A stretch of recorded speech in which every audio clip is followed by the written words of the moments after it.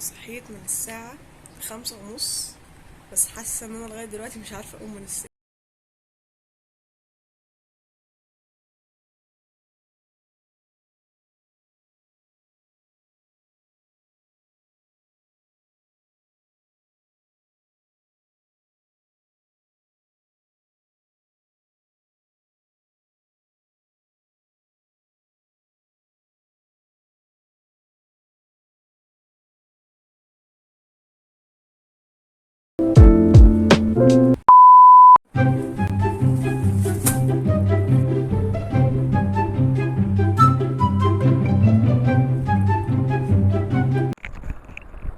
الواحد الصراحة مش قادر يذاكر خالص، بس هحاول ان انا اذاكر.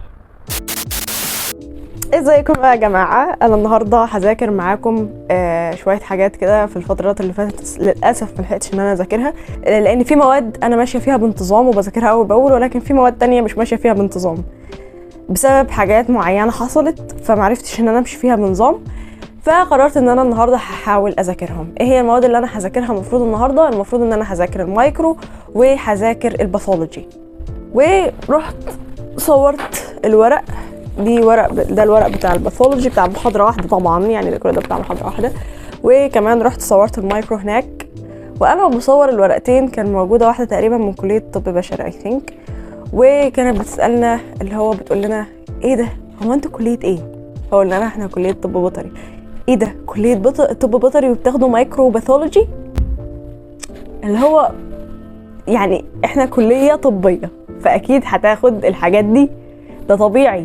ليه بتاخدوا الحاجات دي؟ لان احنا كليه طبيه وهنحتاج الحاجات دي. انا مش فاهمه هي فكره الناس عن مش عارفه هي فكره الناس عن الناس اللي بتدرس طب بيطري ايه.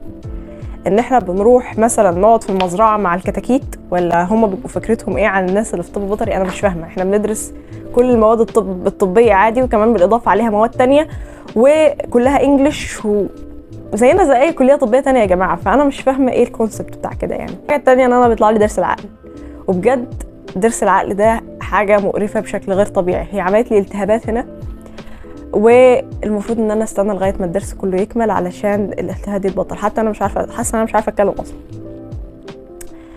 بس فهاخدكم معايا خلال اليوم علشان نشوف هذاكر كل حاجه المفروض اذاكرها ولا لا، وايه اللي هعمله بالظبط. فبس كده عشان ما اطولش عليكم كتير، يلا نبدا بالفيديو.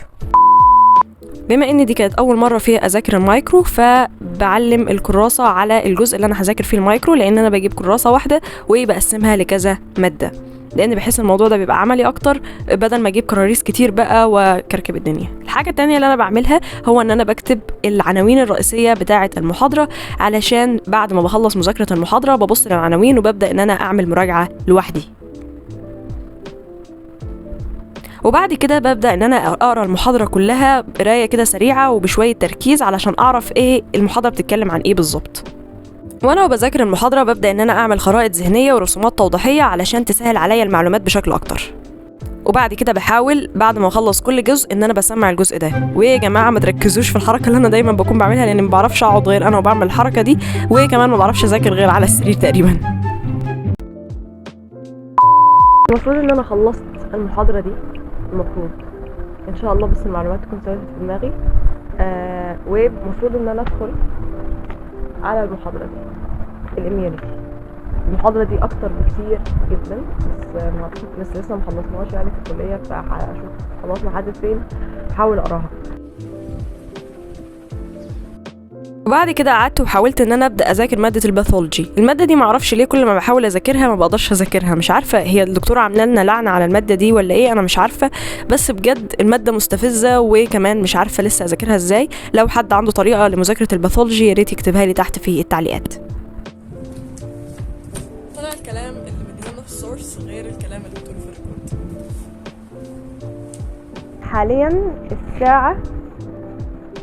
حاليا الساعة 24 دقيقة، واللي انا خلصته لغاية دلوقتي هو ان انا ذاكرت محاضرة مايكرو، والمحاضرة التانية قريتها ولكن مش كلها علشان انا لسه عايزة اتأكد احنا وصلنا لحد فين في المحاضرة دي.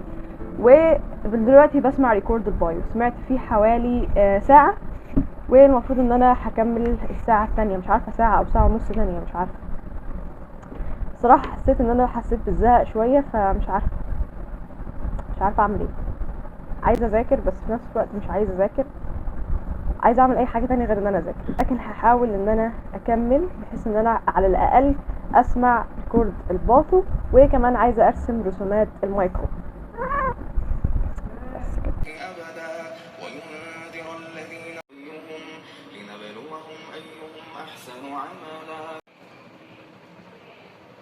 اقول لكم بقى الابديت اللي انا عملته خلال الكام ساعه اللي فاتوا، ان انا صورت فيديو وهبدا حاليا ان انا اعمل له مونتاج، عشان لما كنت بذاكر ما كنتش الصراحه قادره ان انا اكمل مذاكره، فهحاول اخلص المونتاج وبعد كده ارجع اني اذاكر مره تانية. 3 hours later. Can you move it along? I'm all out of time cards. وتقريبا كده خلص اليوم. طبعا زي ما انتم شايفين ان انا كنت تعبانه جدا وما كنتش اصلا ليا نفسي ان انا اذاكر، ولكن انا حاولت ان انا اعمل كل اللي اقدر عليه. والحمد لله على اللي حصل النهارده. يعني زي ما قلت لكم ذاكرت شويه الحاجات اللي انا قلت لكم عليها، يعتبر ما ذاكرتش حاجات اكتر من كده. اليوم كان متعب، الواحد يعني يحاول على قد ما يقدر ان هو يجبر نفسه على انه يركز وعلى انه يذاكر.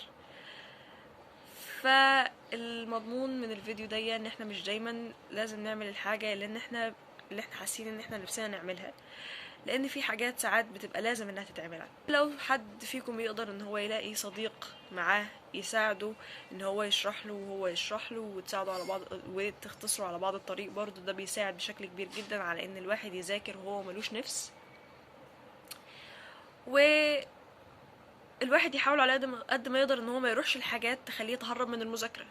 يعني لو هو قادر شايف نفسه ان هو مش قادر خالص ان هو يذاكر، يبقى يلجأ لحاجات يعني ما تاخدوش عن المذاكره خالص، زي مثلا التليفون او النوم، لان بجد ده حرفيا تهرب من المذاكره. ولو لجأ للحاجات دي فعلا مش هيرجع للمذاكره، فلازم يحاول ان هو يعمل حاجه تانية، زي انه يقرا كتاب.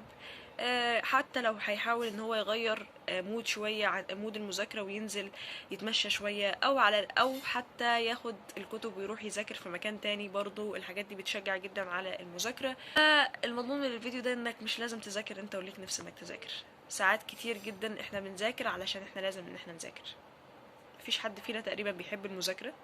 فبتمنى انكم تكونوا استفدتوا من الفيديو وشفتوا منه باي حاجه بسيطه، حتى لو مثلا الفيديو حفزكم انكم تذاكروا. انا ما عملتش حاجات كتير قوي النهارده، ولكن في نفس الوقت انا حاولت اعمل اللي انا اقدر عليه. بس كده. لو حابين النوعيه دي من الفيديوهات اللي هي نوعيه الفلوجات، اكتبوا لي تحت في التعليقات علشان اعمل لكم فيديوهات زي كده كتير. اشوفكم في فيديو جديد.